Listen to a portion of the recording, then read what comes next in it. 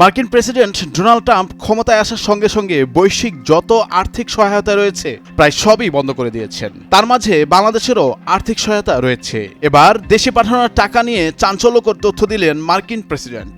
$29 million দেয়া হয়েছে দেশের একটি ছোট সংস্থাকে। কাদেরকে এই অর্থ দেয়া হয়েছে এ নিয়ে আলোচনা চলছে সব মহলে।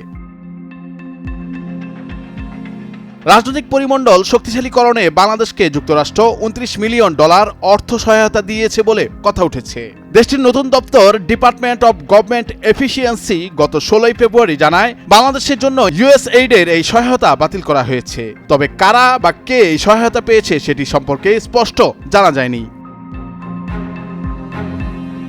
21 ফেব্রুয়ারি দেশটির গভর্নরদের নিয়োজিত এক অনুষ্ঠানে ট্রাম্প বলেন, বাংলাদেশে রাজনৈতিক পরিমণ্ডল শক্তিশালীকরণে একটি সংস্থার কাছে $29 মিলিয়ন গেছে, যেটির নাম কেউ কোনোদিন শুনেনি। তারা চেক পেয়েছে। আপনারা ভাবতে পারেন, আপনার ছোট সংস্থা আছে, আপনি এখানে 10,000 পান, ওইখানে 1 লাখ পান। আমরা যুক্তরাষ্ট্রের সরকার থেকে $29 মিলিয়ন পেয়েছি বাংলাদেশকে দেওয়ার জন্য। এই সংস্থায় মাত্র 2 জন কাজ করেন। আমি মনে করি তারা খুব খুশি, তারা খুবই ধনী। কয়েকদিন পর মহান ব্যক্তি হওয়ার জন্য বড় কোনো ম্যাগাজিনে তাদের ছবি প্রকাশ হবে।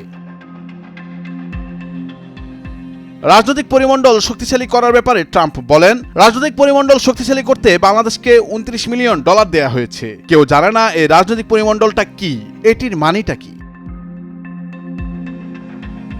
এছাড়া ভারতে ভোটদানে উৎসাহী করতে $21 মিলিয়ন দেওয়া হয়েছে বলেও দাবি করেন ডোনাল্ড ট্রাম্প। তিনি বলেন, আর $21 মিলিয়ন যাচ্ছে আমার বন্ধু প্রধানমন্ত্রী মোদির কাছে ভোটারদের ভোট কেন্দ্রে আনার জন্য।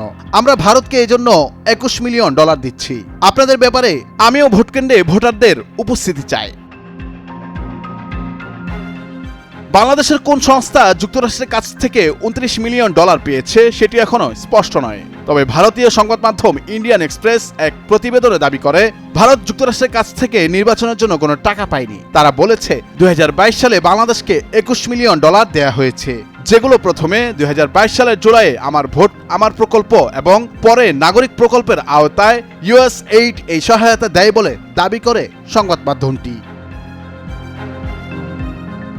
নুরুল আফসার, নয়া দিগন্ত।